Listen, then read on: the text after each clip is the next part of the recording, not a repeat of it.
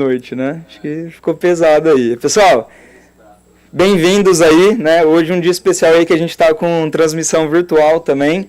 Então, gostaria de dar as boas-vindas aí com quem já está online, conectado no nosso LinkedIn, no nosso YouTube.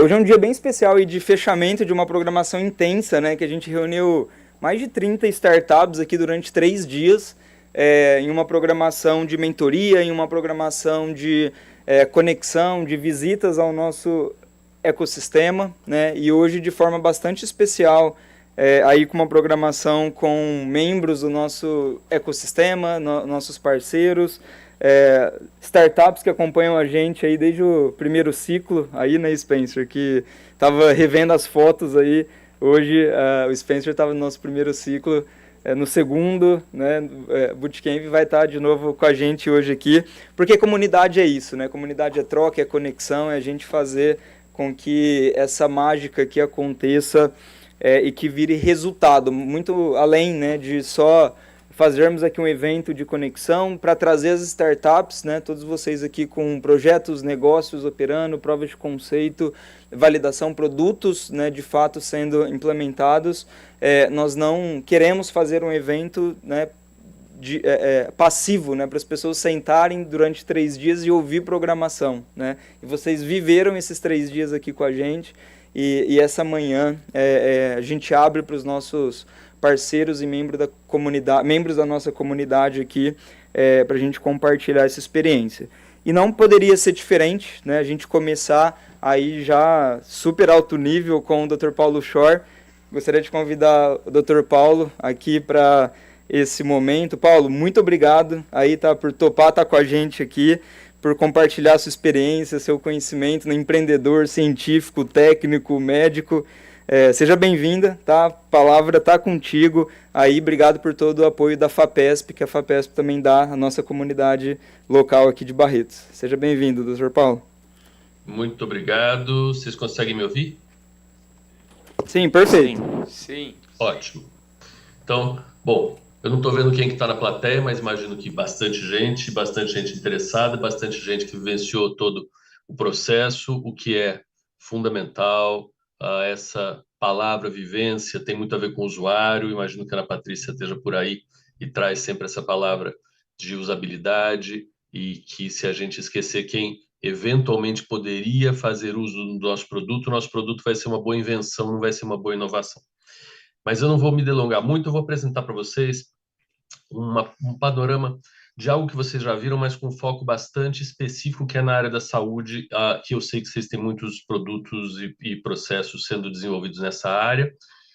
Eu sou médico, eu tentei ser empreendedor, acabei sendo gestor de inovação e faço cirurgia, clínico, que eu acho que é muito importante exatamente por essa palavra aí, usuário. Então, eu vejo o usuário todo dia, ou no centro cirúrgico ou no consultório, assim como vejo alunos, dou aula, tenho pós-graduandos em mais de uma instituição, na Unifesp, no Einstein, e estou agora como um dos coordenadores adjuntos de pesquisa e inovação para a FAPESP.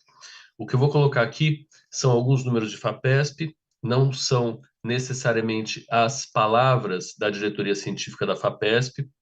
Eu vou falar quando forem algumas opiniões minhas, que vão acabar indo um pouco mais para o fim como umas ideias, mas a maioria dos slides vão ter referências, tá bom?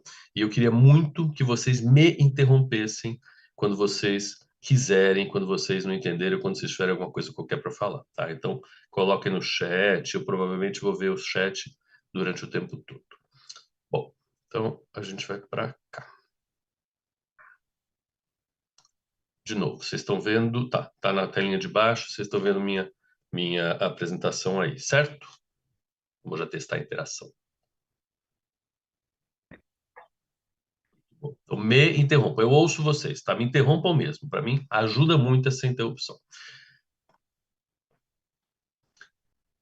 Esse slide chocante, que não tem a ver com a FAPESP, vem de um aluno meu, de um supervisionado meu de pós-doutorando, é um pós-doutorando, que se chama Otávio, ele veio do Sul com uma ideia fixa de fazer uma prótese ocular.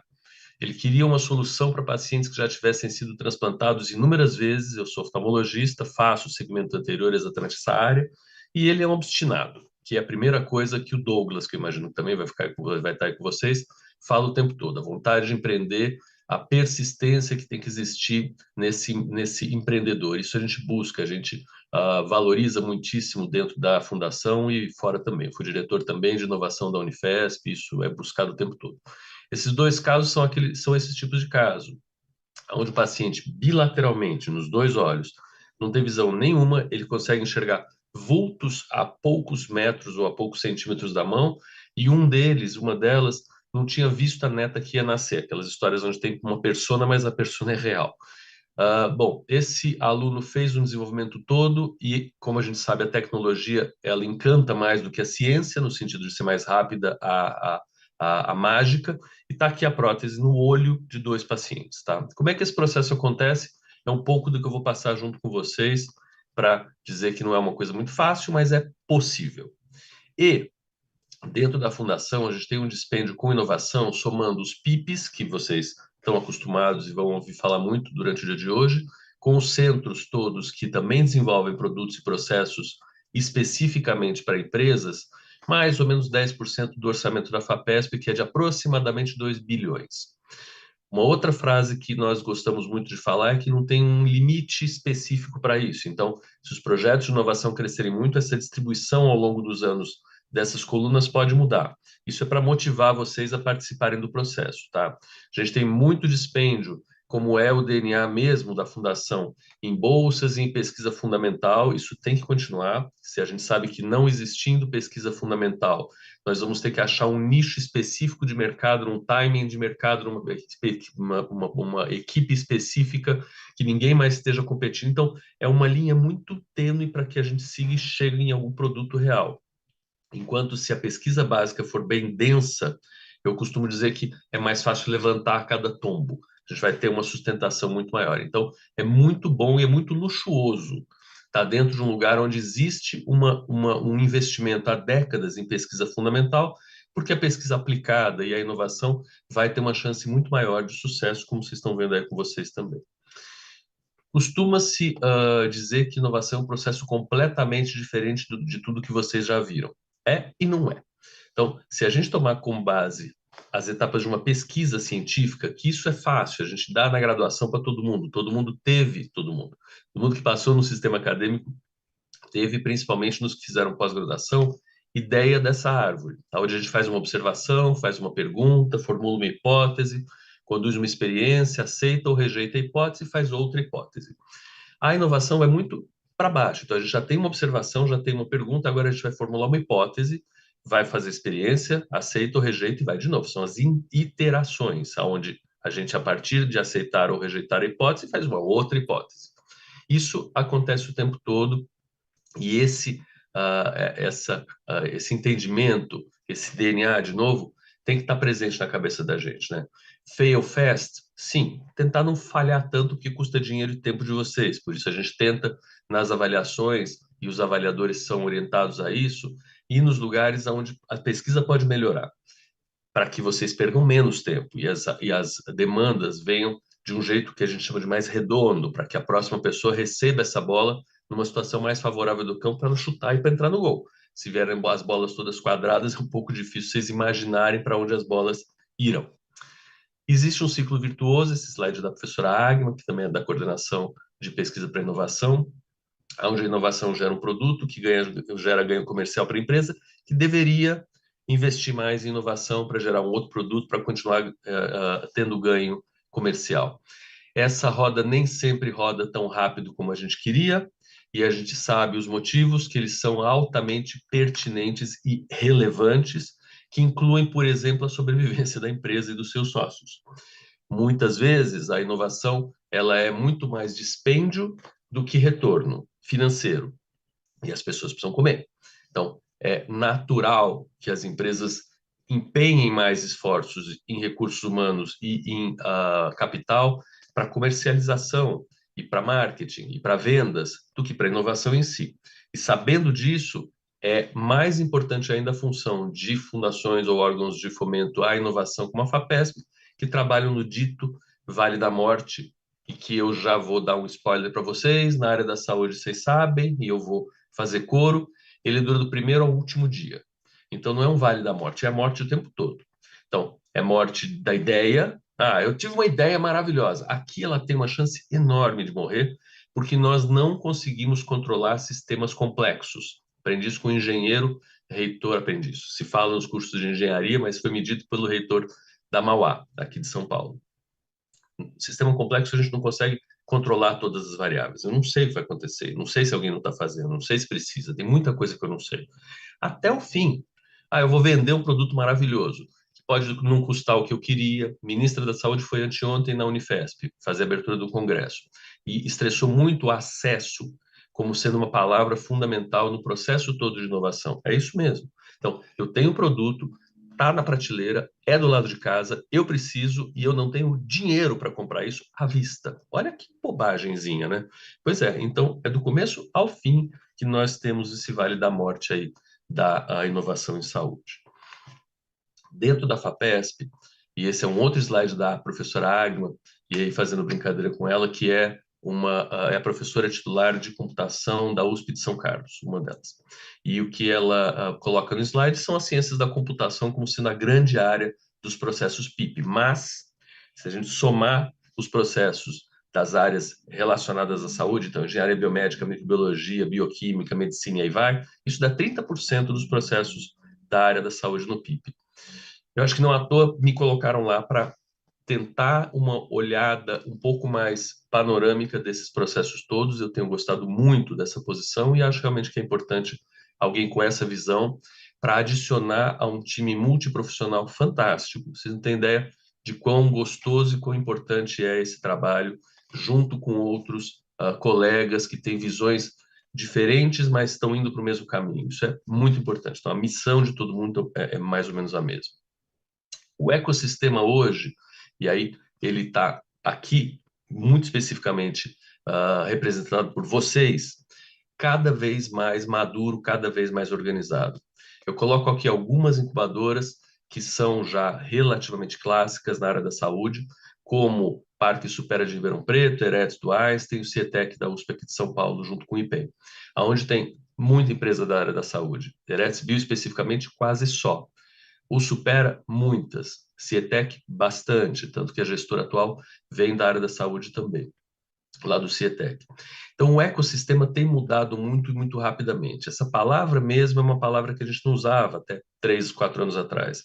Agora todo mundo fala em atores do ecossistema, na própria apresentação foi falado isso.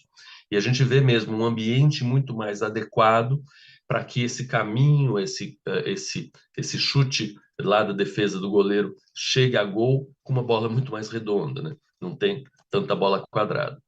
Tem hoje fundos de investimento, que são outros atores muito importantes, que a gente também tem cada vez que chegar mais perto, claro que com todo cuidado para não existir conflito de interesse e nem áreas opacas. E como eu sou oftalmologista, aquele primeiro slide para vocês tinha tudo a ver com isso, né?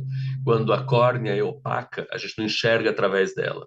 Então, qualquer coisa é igual. O E para cima ou para baixo é igual. Então, aqui tem que ser transparente. Então, a relação com os fundos tem que ser uma relação transparente. A fundação busca esse tipo de relação ainda, que não é simples, mas isso é só uma lista de alguns fundos que aparecem aí nessa startup PI do ano passado. Então, a gente tem 8 fundos que investem fortemente em inovação, não são os únicos, tem o fundo do Fleury aqui, tem Bossa Nova, tem um monte de gente, mas tem muitos outros, e tem outros que estão acontecendo agora. Então, os fundos são muito ágeis, não no sentido, e isso se falava muito na universidade, né? Não no sentido de serem ágeis na documentação e na finalização das propostas. Isso a nossa agilidade, chapéu universidade, e dos fundos é igual, é muito demorado. Todos os processos jurídicos são muito demorados para todos os lados. Eles são ágeis em mudar. Então, nós não mudamos. O rumo da USP, o rumo da Unifesp está dado há algumas décadas. A Escola Paulista de Medicina acabou de fazer 90 anos. Eu me formei na USP de Ribeirão Preto, que tem uma idade bastante antiga. E é muito difícil você mudar o rumo desses navios grandes que nasceram com algumas vocações. Os fundos de investimento não, eles podem mudar teses para fundos filhos, muito rapidamente. E eles nascem e morrem do mesmo jeito, sem, entre aspas, dever nada para ninguém. Então a gente tem um movimento muito ativo, que também é muito difícil acompanhar, mas eu estou só chamando a atenção para que a gente tem que ficar perto dessa turma. Esse é um mecanismo importante ainda de ajuda nesse vale eterno da morte, que eu disse que a saúde está. Qual é a realidade que a gente tem dos ditos unicórnios? Os unicórnios, nos últimos muitos anos no Brasil, foram todos da área de logística. Então, vocês podem ver aqui, C6, loft, né, alugar apartamento, alugar bicicleta, ginásio para fazer academia, é tudo loft, é tudo logística. Parece que na terceira geração se fala ou se começa a falar em health tech.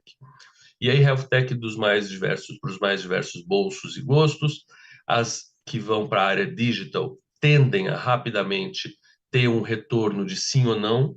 Então, a gente fail mais fast, mas também são demandadoras de tempo e de maior grau e de grau de investimento alto. E as que produzem produtos e mudam processos são muito mais lentas. Tem várias etapas que a gente vai percorrer aqui que são fundamentais para nossa saúde mental e para que a gente não faça mal para o planeta, mais mal do que a gente já fez. Eu coloquei isso mais ou menos num guarda-chuva de ensaio ou pesquisa clínica, dividindo, porque eu estou colocando como pesquisa clínica tudo, pesquisa pré-clínica e clínica também, e ensaio clínico como ensaio, que é fase 1, 2, 3. Então, como pesquisa clínica, eu tenho trazido essa filosofia de entender tudo que envolve o desenvolvimento de uma inovação na área da saúde. Para mim, tem se chamado isso, disclaimer, já é Paulo falando, pesquisa clínica. Não, não é um consenso, mas isso facilita um pouquinho a nossa comunicação e, principalmente, leva para quem está ouvindo a mensagem de que existe aqui um desafio tecnológico, existe aqui uma pergunta de pesquisa. Portanto, no nosso caso, a Fundação apoia esse tipo de ação. Tá? Na hora que a gente tem ensaio clínico, não necessariamente a gente precisa ter uma pesquisa fundamentada sendo desenvolvida, embora tenha. Por exemplo, numa fase mais posterior dos ensaios, a gente vai querer saber aquilo que eu falei. Será que a pessoa não está usando o meu medicamento porque eu não consigo fracionar a dose e ele só consegue tomar pequenas pílulas de vez em quando? Ou ele não tem dinheiro para fracionar o pagamento? Isso é lá no fim. É no lugar que, se a gente apresentar para quem faz pesquisa de bancada, pesquisa fundamental, a pessoa vai falar: obviamente, isso não é pesquisa. Isso aí é problema de mercado. E a gente tem aprendido muito com os economistas, principalmente, que estão na equipe, que não, que isso é sim um problema que tem a ver com pesquisa e que pode também ser financiado, se bem detalhada o desafio tecnológico e um risco tecnológico acoplado a esse tipo de pergunta. Pesquisa clínica e ensaio clínico. Então, falei para vocês, vou colocar meio tudo junto. A parte da barra em azul, ela é bastante conhecida, feita em laboratórios, modelos animais. Aquele primeiro desenvolvimento que eu mostrei para vocês passou por essas fases todas. Fase clínica, a gente tem pouco ainda desenvolvimento no Brasil, infelizmente, mas com explicação também. É um lugar onde se demanda uma organização que se chama CRO, Clinical Research Organization, que tem uma especificidade muito grande e lida com valores muito grandes, num risco muito grande. Então, a gente tem algumas delas vindo ao Brasil, vou mostrar para vocês algumas, mas ainda tem várias empresas nacionais, por exemplo, as farmacêuticas, que optam por fazer os ensaios clínicos fora do Brasil. O que, entre aspas, tudo bem, mas a gente não adquire expertise nessa fase que é fundamental para trazer mais gente para frente. Então, ó, o time é ótimo, mas só quem faz gol de cabeça é o Ronaldinho, que está no Milan. Para quem é mais velho, entendeu mais ou menos a história. Bom, o que acontece de um jeito mais detalhado, abrindo um pouco aquela primeira caixa que era mais simplória lá de cima, né? A gente tem estudos pré-clínicos, aí a gente tem estudos clínicos, fase 1, 2, 3. Aí é isso aí que é o importante, né? É médio, porque olha quanta coisa ainda tem que fazer para que a gente chegue lá no fim com a tal da vacina no braço. Preciso registrar, eu preciso ter a concessão do registro, preciso fazer estudo clínico de fase 4, que é está sendo usado, está funcionando, preciso fazer farmacovigilância, continua funcionando, na população não tem efeito colateral. Então, é uma coisa que precisa ser bastante bem articulada. E a gente tem órgãos que fazem o controle em cada passo desse processo todo, e que eles não são os vilões, muito pelo contrário. Primeiro, eles garantem com regulação, se a gente só olhar se a gente só tiver essa visão, que é a visão quase estatutária desses órgãos, eles garantem que a gente não vai fazer muita bobagem, tanto na fase 1, registro e farmacovigilância, mas eles podem ajudar a gente no campo. Então, eles não precisam necessariamente ser quem a gente vai ter que convencer que o nosso produto é muito legal. Eles podem, e a gente tenta fazer isso na fundação, inclusive, vir com a gente durante o processo todo de desenvolvimento.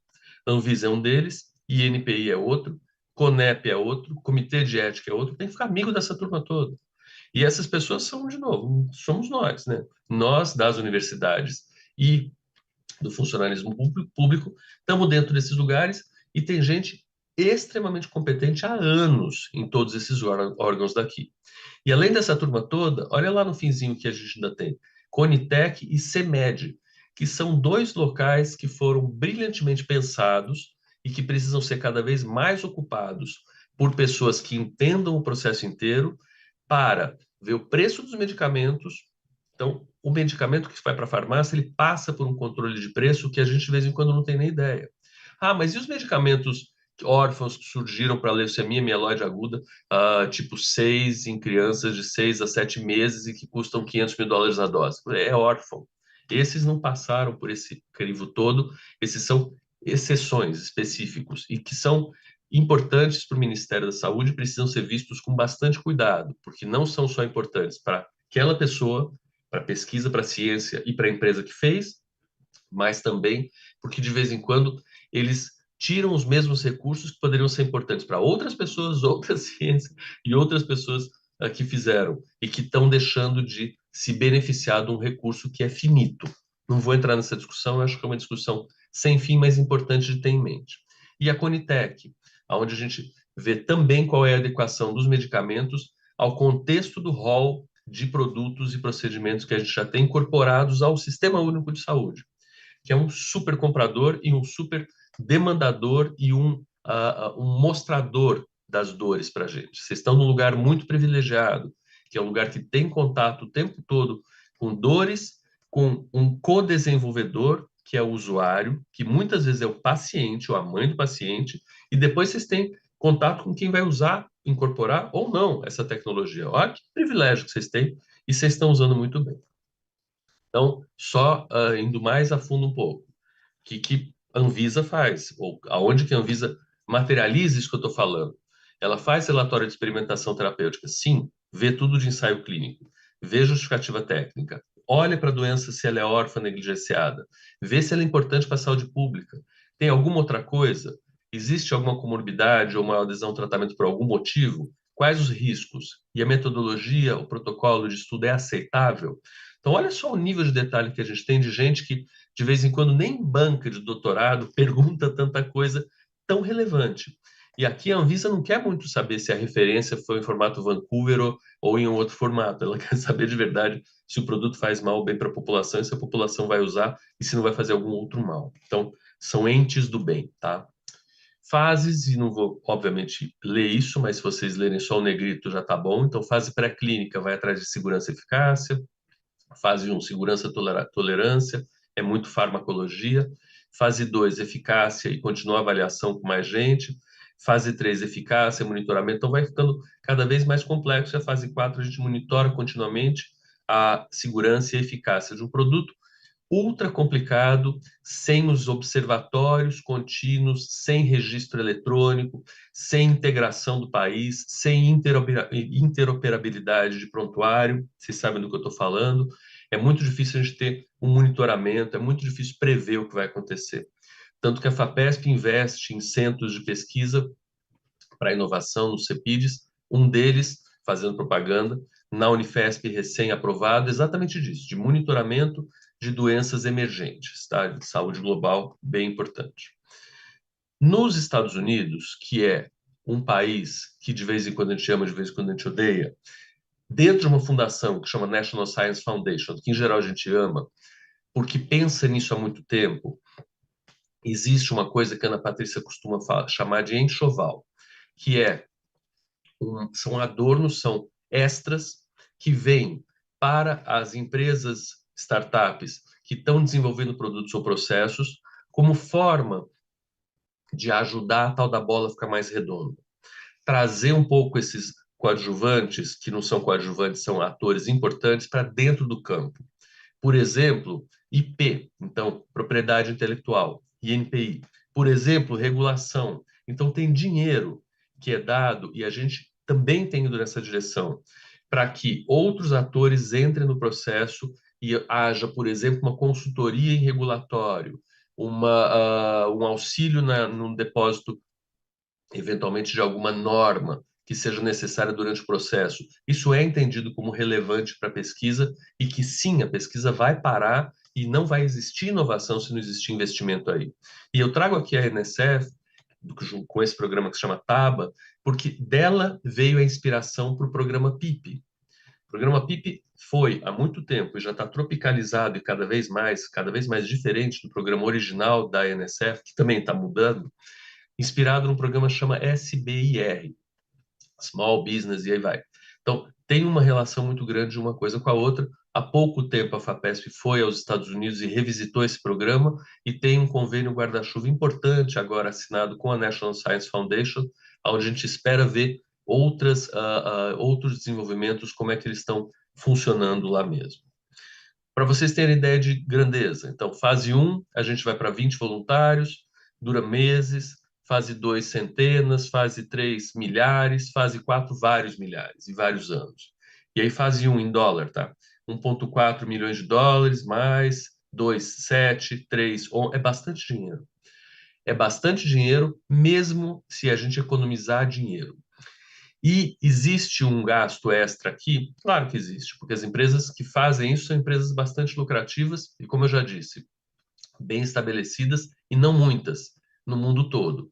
Mas exatamente por isso a gente tem aqui também uma brecha importante para CROs nacionais fazer esse trabalho, não numa taxa de câmbio de 1 para 1, que é o que a gente gostaria muito, né? Que o ensaio clínico fase 1 começasse com 1,5 milhão, que a gente já conseguiria patrocinar isso dentro dos programas PIP, por exemplo, que oferecem até 1,5 milhão, mas não é bem assim. É mais caro do que isso e mais complexo do que isso. Aqui só colocando graficamente. Então, do desenvolvimento vai ao pré-clínico, no clínico fase 1, fase 2, fase 3 e fase 4, tá?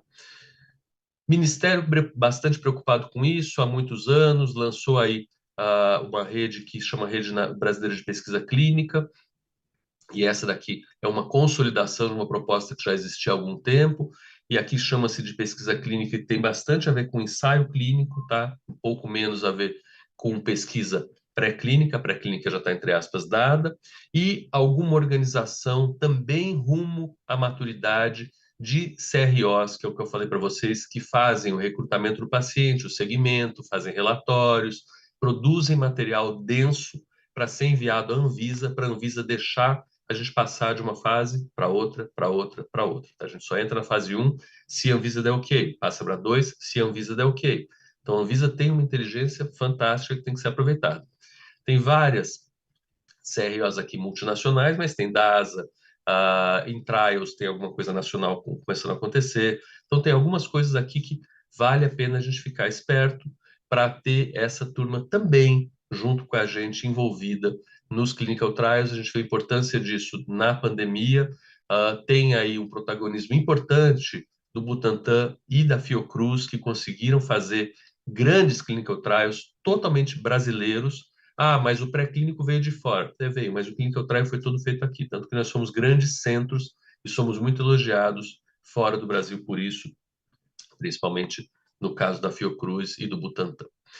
Pilares gerais de uma proposta PIP, não é novidade para vocês vão ouvir isso bastante. Então, tem que ter desafio tecnológico, resultados, competências, a gente tem que fazer um projeto, falar qual é o orçamento, o cronograma, tem que ter diferencial no produto, tem que olhar para os competidores, propriedade intelectual é importante para a liberdade de atuação, oportunidade tem que existir no mercado, tem que ter modelo de finança e receita, Então, sim, é mais complexo do que um projeto de pesquisa. E o que eu estou trazendo aqui na saúde tem mais coisa ainda, mas o core tem que ser esse.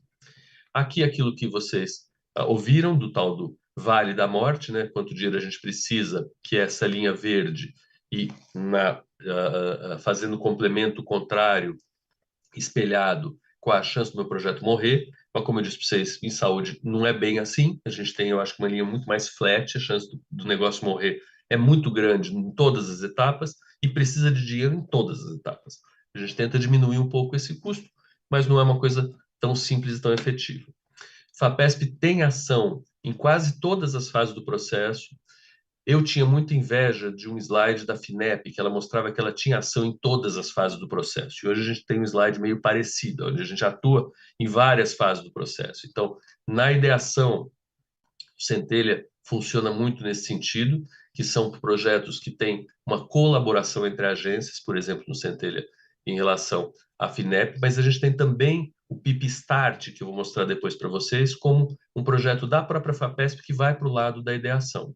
Tem os PIPs fase 1 e 2, agora com a universidade ou institutos de ciência e tecnologia envolvidos. Então, se o produto de vocês foi co-desenvolvido com uma instituição de ciência e tecnologia já alicerçada, que tem essa denominação, o desenvolvimento pode continuar lá mesmo, o que é ótimo, porque os equipamentos já vão ficar lá, a mão de obra pode ser complementada lá mesmo. A gente tem bolsas que são dadas, por exemplo, né? Bolsas que são dadas para esses locais, manutenção pode ser feita nesses equipamentos. Existe uma chance muito grande dessa interação melhorar. E é um projeto que não é muito antigo e tem dado resultados interessantes. A gente tem da pesquisa ao mercado, que é um PIP junto com o Sebrae, onde o Sebrae patrocina algumas ações que a FAPESP, por ser uma instituição de pesquisa, em geral não consegue patrocinar, por exemplo, construção de site ou marketing.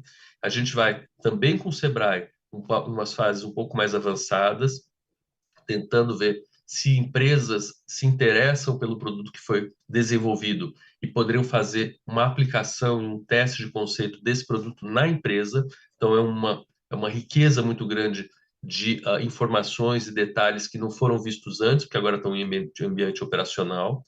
A gente tem PIP normal, sem ser esse de transferência de conhecimento, para empresas que não têm ligação acadêmica de origem, mas querem investir, é clássico. A gente tem o PIP Invest, que acredita na repartição de riscos e na adição de valores. Nele, se outro ente acreditar na ideia de vocês e no produto e tem acompanhado vocês e resolver investir, a FAPESP co-investe e faz o processo de avaliação ser um processo de avaliação muito mais redondo. Estou voltando à história do futebol, hoje estou santista, que eu sou santista aqui, mas for santista aí legal. É bom falar que você torce para o Santos, porque não tem ninguém muito contra. Então, isso é alguma coisa que ajuda a gente a ter uma bola mais redonda, chegar mais fácil para frente, por isso a gente avalia de um jeito um pouco mais tranquilo.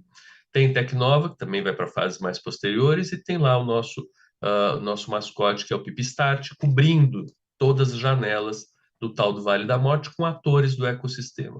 Eu acho que é muito importante aqui essa coautoria. Não, o FAPESP sozinha não consegue fazer tudo. E nenhum dos outros atores consegue. E existe uma sinergia. E a gente está para trás. Então, peraí, tem cara de porco, focinho de porco, Fábio Rostam como porco, Gêmeo como porco. Não é porco? É porco. Então, vamos juntar tudo que a gente já tem e vamos para frente junto? Acho que essa talvez seja uma mensagem importante. Falei que eu ia falar um pouquinho de médico empreendedor e estou correndo porque eu estou preocupado com o tempo de vocês. Mas eu me uso como exemplo aqui, tá? Porque eu acho que tem muita gente aí parecida, mas mais importante, eu acho que é importante a gente identificar essa mudança que existe no perfil pessoal e geracional das pessoas, que a gente está lidando com um médico que não é o meu avô, que está na primeira foto, de 1941. Esse cara veio imigrante para o Brasil, exercer medicina, teve um sucesso danado na ginecologia de São Paulo, só atendia paciente particular, tinha um parto por dia. É outro cara que hoje você tem. Outro cara, outra pessoa, outra cabeça, outra demanda, outro mercado completamente diferente em não muito tempo. E não, isso não mudou e está resolvido. A gente, quando se forma, tem ideia de trabalhar no consultório assim. Só que a gente de cara vai trabalhar numa clínica com mais um monte de gente e rapidamente a gente passa para espaços de co-work médico, como esse aqui, onde a gente não tem fotografia da mulher na parede, a gente não tem uma sala só nossa, a gente não conhece os amiguinhos, e logo depois a gente tem uma, uma aglomeração, uma verticalização, uma consolidação de todos os nossos amiguinhos dentro de um fundo de investimento, por exemplo, Pátria, por exemplo, XP, que compraram a maioria das clínicas de oftalmologia do Brasil e a gente passa a ser o empregado dessa turma. Ah, pô, que horrível. Então a gente está precarizado, vai ter que fazer sindicato, greve. Pois é, pode, se a gente achar que eles são inimigos. E ontem, por acaso, eu almocei com um dos gestores desse, com o CEO que está fazendo o projeto para o Grupo XP, e que, de novo, ele é um de nós. Ele é amigo, tá tudo bem. A gente tem é que se colocar nesse lugar.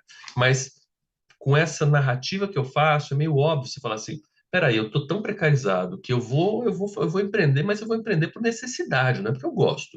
Eu vou sair daqui, porque aqui eu não quero ser um empregado de linha. Na minha cabeça, eu quero ser aquele profissional liberal lá, com a fotografia da família no consultório, um monte de diploma com meu nome. Não quero ficar aqui na linha de produção. Vou sair, vou empreender. Um pouco foi isso que eu fiz em 2002, numa tentativa, graças a Deus, frustrada, aonde a gente apresentou para um fundo da Votorantim, que tinha o Paulo Hermílio de Moraes, filho do Antônio Hermílio de Moraes, e o Fernando Reinas, que é um grande cientista, pesquisador, fez parte do projeto Genoma da própria FAPESP, como o fundador do fundo e um grande assessor científico lá há 20 anos atrás. E apresentamos para esses caras um projeto revolucionário para fazer um chip de retina, para colocar lá atrás do olho, para paciente cego. E isso era baseado em mecânica quântica. A ideia era super boa, tinha um time forte, um físico que tinha acabado de voltar do Bell Labs, um pós-graduando meu que já estava numa fase mais avançada, parecida com esse primeiro que eu apresentei, que sabia tudo de retina, tinha trabalhado num chip americano de retina, e eu que gerenciava um pouco a história toda. Bom, fomos até a sétima entrevista com eles, a gente queria 60 milhões de dólares para começar. E eles falaram, vamos. Eu só quero saber, e essa foi a última pergunta do Paulo para mim, quando você vai fechar o seu consultório? E aí, porque minha família sempre falou para mim, tudo menos o consultório particular. Eu falei, não, consultório eu vou tocar junto. Ele falou, então obrigado, nós continuamos amigos, o projeto acaba aqui. E acabou. E não sei se para o bem ou para o mal, continuo tendo consultório.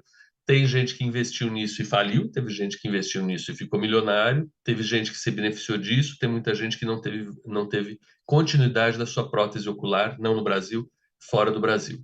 Mas isso é só para dar um pouco do cheiro do que eu vejo também algumas pessoas fazendo, sem ter, e aí eu me coloco no banco dos réus, tá? Um DNA empreendedor de topar, assumir esse tamanho risco, que é minha carreira tinha um direcionamento muito correto, vai sim pivotar e depois, se não der certo, eu vou voltar. Então, isso Bill Gates escreve hoje na Folha, né? Não ter a certeza de que não existe um caminho só. Hoje eu tenho, naquela imaturidade e naquela instabilidade, não, eu não tinha. Então, e tanto não tinha que fui de novo fazer uma outra coisa que era uma ótica online em 2010, que também não deu certo, e a ideia era tão boa que depois a Warby Parker, que virou a maior ótica do mundo, fez uma ótica online. Então, hoje você experimenta teu óculos, esse virtual try-on. Imagina como é que isso está andando. Então, é para quem de verdade tem guts, tem persistência, tem tranquilidade, que são características peculiares do empreendedor. Como falei para vocês, tem na oftalmologia coisas que funcionam, tem coisas que não funcionam, a prótese de retina é uma delas, que está aqui como sendo a primeira, veio como uma super novidade há uns 20 anos atrás, e a empresa hoje em dia foi descontinuada.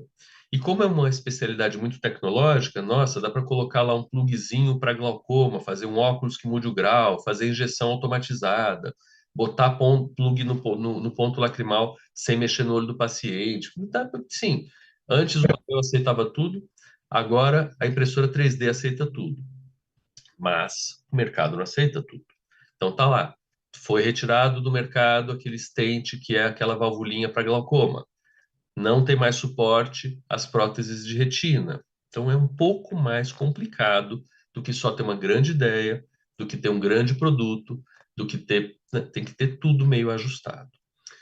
Voltando na história do digital, quando a gente tem digital, a gente escala muito mais rápido. Nesse slide eu mostro, primeiro à esquerda aqui, como a gente fazia a detecção do grau no paciente há 30 anos atrás, quando eu dava plantão em Mococa, não muito longe daí, e fazia faculdade em Ribeirão. A gente levava uma malinha, levava esse aparelho e levava a gente. Só isso. E era um trabalho desgraçado, pouca gente sabia fazer isso, é muito mais arte. Aí aparece esse outro cara, que é um aparelho que vocês provavelmente estão acostumados, que pergunta esse ou esse, esse ou esse, esse ou esse, e vocês odeiam. E aí aparece um terceiro cara, que é esse aqui, aonde eu aperto um botão e ele já me mede o grau do paciente, e aí eu posso passar ele para o esse ou esse, ou eu posso passar ele para esse aparelhinho aqui, que sem este mesmo pode fazer o grau do paciente ele mesmo. Então, esse cara chama Inetra, foi desenvolvido a partir de uma ideia de um brasileiro que teve um pós-doutorando, um doutorando, na verdade, que foi ao MIT fazer um doutorado sanduíche na época do Ciências Sem Fronteiras e ficou. Fundou uma empresa e hoje eles fazem teste e prescrição médica com Uber nos Estados Unidos e na Índia, e é um produto de sucesso lá. Aqui, só para relembrar do Antônio Hermílio de Moraes, então acho que runs in the family, o neto dele, que é o Antônio Hermílio de Moraes Neto, que está em Stanford, lançou essa XP Health e como primeiro produto dele em digital, é uma plataforma para dar conta de todas as fases da visão, desde a feitura do óculos até ver quanto que o paciente realmente enxerga. Isso, claro, porque existe lá um nicho de mercado que chama optometria. Existe o oculista nos Estados Unidos, tá? Aqui quando vocês falam, eu vim aqui no oculista, a gente fala assim, não é, eu não sou só oculista, eu sou também oculista. Mas lá o cara é só oculista, e que é ótimo, não tenho nada contra não, porque ele é muito específico no óculos. E então, aproveitando desse nicho, o Antônio Hermílio Neto vai lá e lança essa XP Health, que é toda a solução para a cadeia do paciente. Aqui só voltando à Inetra, dizendo que quando a gente sai do digital puro e vai para o produto, existe uma complexidade maior e cada vez maior. E quando a gente vai para o produto que vai para o paciente, então aqui o desenvolvimento daquela prótese que eu falei é mais complicado ainda. Então aqui a gente tem ciência básica, regulação, patente, biocompatibilidade. Então, um monte de coisa começa lá com o coelho, depois faz a prótese, envolve empresas, faz convênio com a universidade, cotitularidade em patente, pede para os comitês de ética. Agora, no Ministério, então, quando eu falei que a ministra, a gente viu a ministra 2 dias atrás, eu tive um contato importante com o Carlos Gadelha, que é secretário dos Insumos Estratégicos, exatamente para mostrar isso para ele, isso aqui, e para pedir apoio para que a gente ande com esse produto que é completamente órfão. Então, não existe competidor nacional nenhum e nenhum interesse em indústria nacional nenhuma fazer isso sozinho. O mercado é pequeno, o produto é caro, o treinamento é complexo, mas tem muita gente que vai se beneficiar muito disso como única opção. Então, não acho que a gente tenha que morrer por uma causa, mas aqui no caso é uma boa causa para a gente viver por ela. Uh, Resolvi perder um pouquinho de tempo aqui para chamar a atenção do apaixonamento pela ferramenta, em vez de nos apaixonarmos pelo problema em si. Então, lá atrás eu falei, não temos que morrer por uma causa, mas é bom pensar bastante na causa e ter uma causa. A gente com certeza não tem que morrer de amores por uma tecnologia dominada ou por uma ferramenta que a gente tenha na mão, tá? O martelo aqui é o menos importante. A gente pode parafusar esse prego, pode bater com sapato, pode bater com cabo de martelo de bater carne, não importa a ferramenta que você vai usar. Importa o que você vai querer fazer e por que você está querendo fazer aquele negócio. Então, quem tem isso ainda longe, assista esse TED Talk. Quem tem isso perto, mas de vez em quando esquece, assista esse TED Talk. Quem tem isso bem forte, está no caminho, assista esse TED Talk. É muito importante votar no porquê. De novo, Bill Gates. Não sou super fã dele, acho que ele tem vários erros, mas mais velho parece estar ficando um pouco mais sábio. Fala muito sobre tenha um grande propósito na vida. Tá? Algumas coisas que são mirar a estrela para poder acertar alguma coisa mais baixa. Ouçam o usuário. Então, voltando aqui na história da ferramenta, não é porque eu tenho um computador, impressora, cadeira e mesa que eu faço um bom consultório médico. Esse é um péssimo consultório médico, onde eu vou olhar para o computador e o paciente vai olhar para o Dell. Interessa isso, isso é péssima usabilidade. Aí vocês têm chance de fazer mais em relação a isso. Indo ainda na direção das peculiaridades da saúde, que nas outras áreas existem, mas não são tão óbvias. Inovação social para a gente, ela é clara. Vocês são um exemplo fantástico, que eu dou o tempo todo, das 400 crianças morando concomitantemente em volta de vocês. Então, sabe, isso é social. Isso não tem nada a ver com medicina personalizada. Isso vem junto com a medicina personalizada, vem junto com a tecnologia. Então, inovação é social se tiver um equilíbrio inclinado para o valor social, benefícios para o público ou para a sociedade, em vez do valor privado. E se vê mudança social com o objetivo principal, em vez de um subproduto. Então, de novo, prego, turma, não ferramenta. Tá? A ferramenta vem depois. Missão, valor, isso tudo é um saco para quem vai fazer esses planejamentos estratégicos, mas é importante ter um norte mantido no que vocês estão fazendo. Querer resolver alguma coisa e não, eu agora vi que tem aí uma coisa nova que é um óculos de realidade virtual. Será que dá para usar ele em alguma coisa? Será?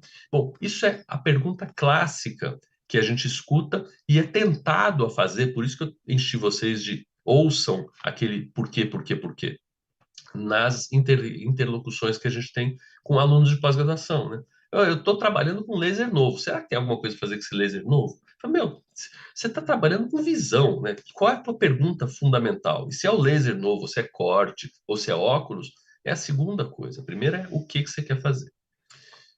Isso é um slide para acabar relativamente complexo, depois eu posso deixar com vocês, aonde eu só mudo um pouco o olhar, meio subdividindo categorias onde a gente pode atuar na área da saúde, que tem a ver com célula, droga, equipamento, terapia digital, prótese e logística.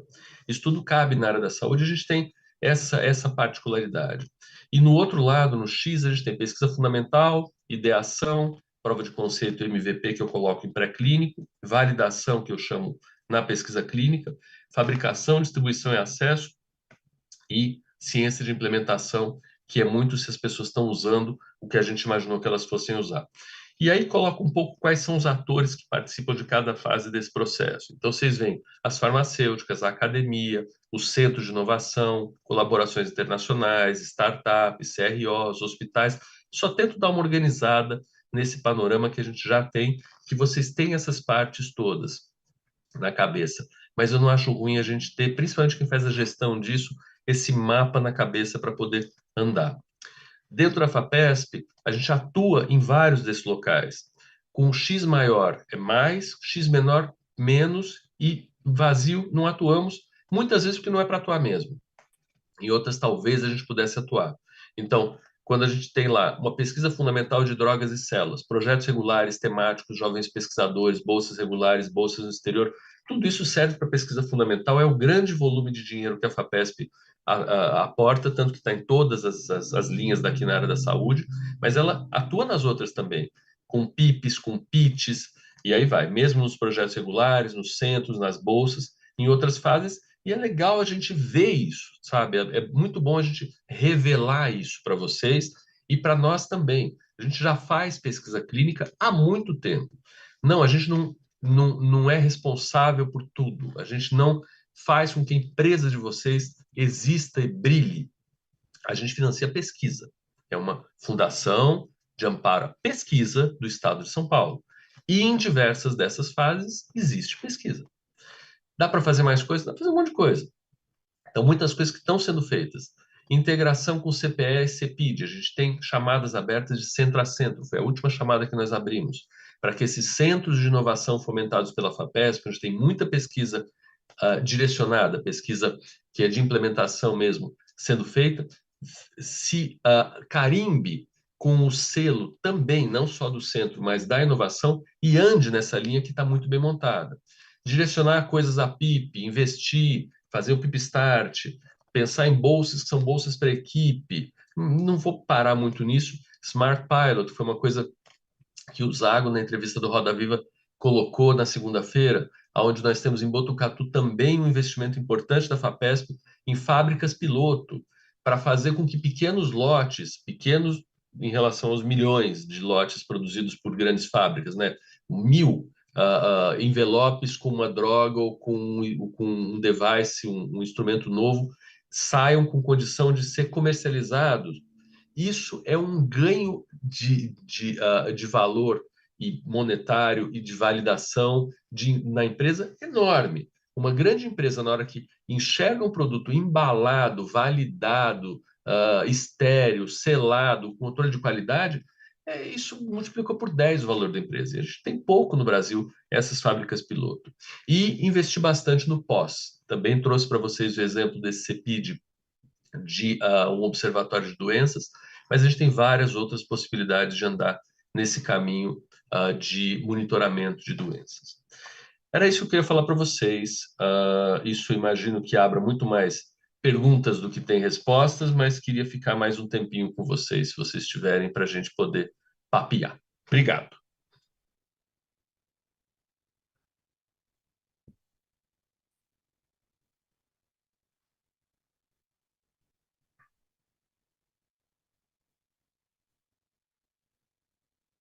Qualidade, assim, né? O quanto que abre possibilidade. Acho que alguns que estão aqui já são aí parceiros FAPESP através do PIP, né? A gente tem algumas startups aceleradas aqui também. E obrigado aí pelo seu tempo, disponibilidade, pelo show que você deu pra gente aqui. Acho que a gente tem um tempo, se você puder, Paulo, para umas 2 perguntinhas. Pode Vai ser? lá. E aí, gente? Gu, vai lá. Paulo, bom dia, Paulo Gustavo. Parabéns aí pela apresentação. Cheguei um pouquinho atrasado, mas fantástico aí. Eu gostei do slide ali do prego e do martelo, né?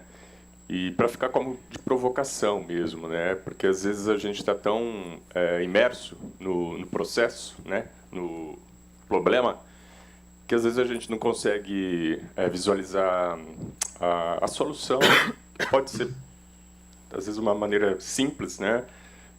Assim, da maneira que eu estou colocando aqui, falando.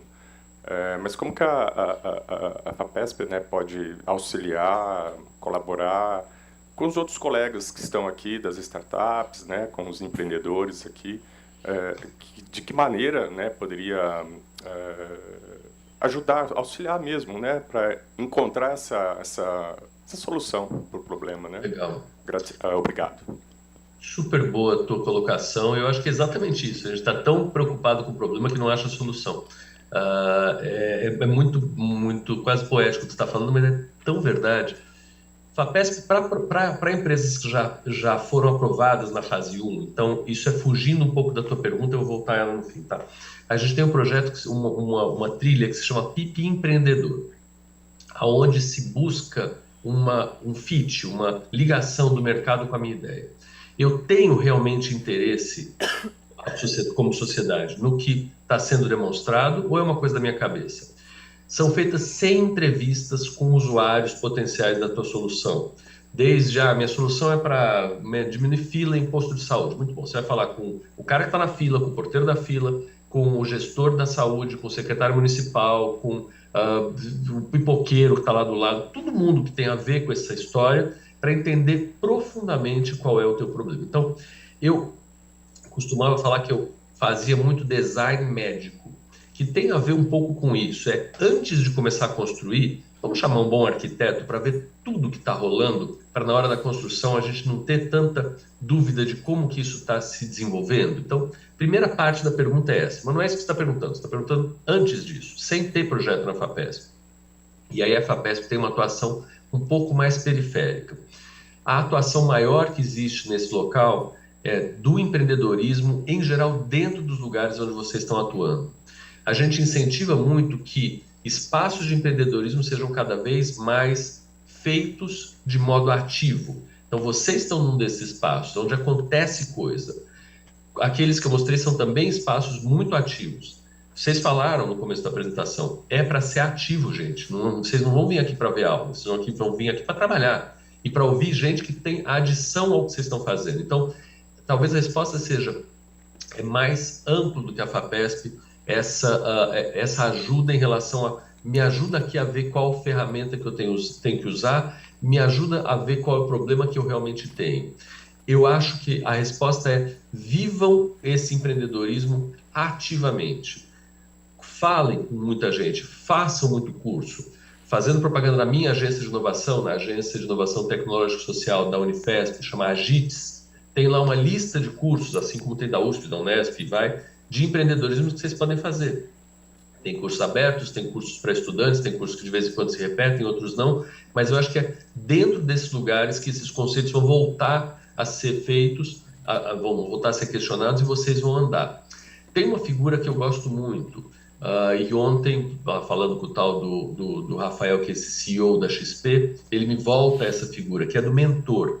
Então, não é uma má ideia vocês se aproximarem de pessoas que são pessoas que estão nesse ramo do empreendedorismo há muito mais tempo e pedir para elas, porque elas estão acostumadas a fazer uma coisa que a gente já faz na academia há muito tempo, que é fazer essa orientação.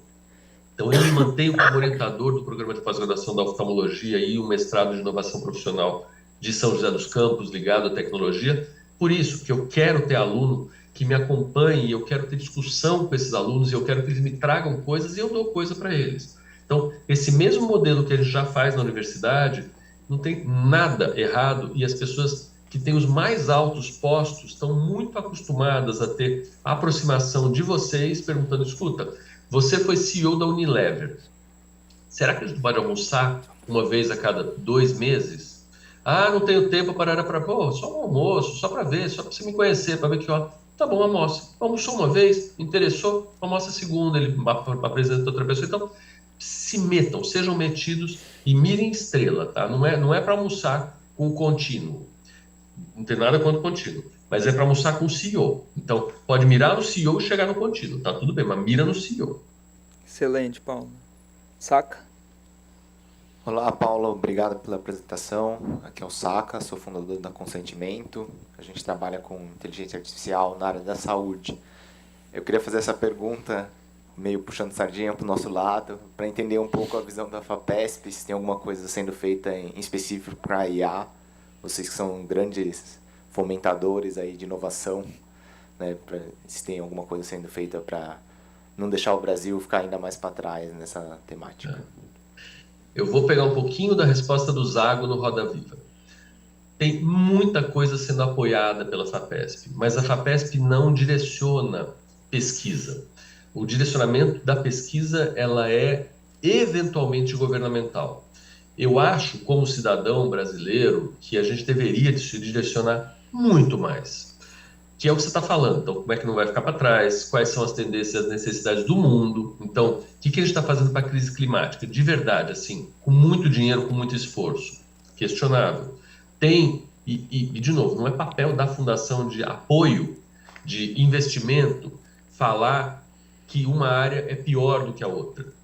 Mas nós somos, e aí vou voltar à tua pergunta inicial, muito sensíveis a pesquisas estratégicas. Então, do mesmo jeito que eu coloco que a Anvisa é sensível a doenças negligenciadas e órfãs, nós também somos. Então, se existe uma proposta, e aqui, como eu falei, não existe limite de financiamento, de cota de financiamento para a inovação versus as outras áreas. Então, com certeza, existindo uma proposta importante e ela não vai competir com outra proposta, e que esteja bem desenhada em áreas estratégicas, ela vai ter o maior apoio possível. Existem centros de desenvolvimento com a IBM, por exemplo, dentro da USP, para inteligência artificial. Existem inúmeros projetos na FAPESP de inteligência artificial na área da saúde. Se vocês se interessarem, eu encorajo vocês a fazerem isso. Deem uma olhada na biblioteca virtual da FAPESP. A gente chama de B de biblioteca, V de virtual, FAPESP, BV FAPESP. Lá, olhem os projetos PIP financiados e filtrem para dar uma olhada no que tem. Tem muita coisa em andamento. Do mesmo jeito que eu respondi a outra pergunta, para vocês falarem com o CEO da Unilever, falem com os pesquisadores responsáveis dos outros projetos, que seja na mesma área do que vocês. Não existe muito esse my precious em área de inovação. Essa, de vez em quando, ilusão de que é o meu produto, eu não vou falar para ninguém o que eu estou fazendo, não vou falar nada, eu vou fazer na minha garagem, vou sair daqui, vou conquistar o mundo. Isso é uma belíssima ilusão hollywoodiana. Quanto mais a gente falar, mais a gente expuser o que está fazendo, claro que com cuidados básicos. Não, eu não vou falar para o meu maior competidor o truque do que eu estou fazendo, mas eu vou falar o que eu estou fazendo. Porque muito provavelmente a gente tem coisas em comum que vai beneficiar os dois, nem que seja a experiência de um e de outro. Então, falem com mais gente, tá? A gente tem sim muito projeto financiado em IA, eu tenho inúmeros projetos nesse sentido.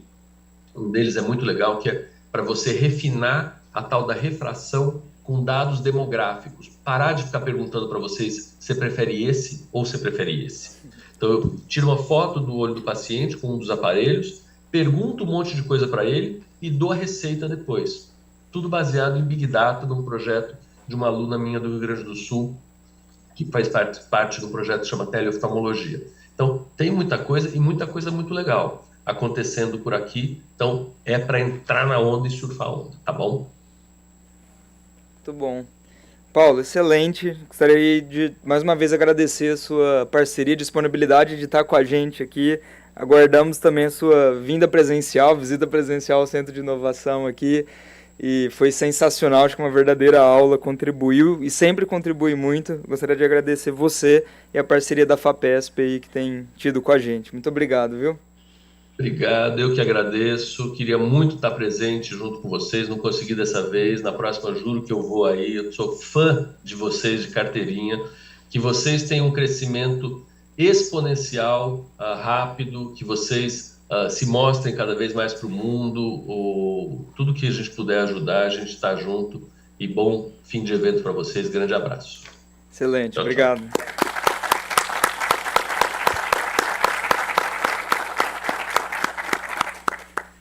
Muito bom, gente. Para começar com o pé direito, né?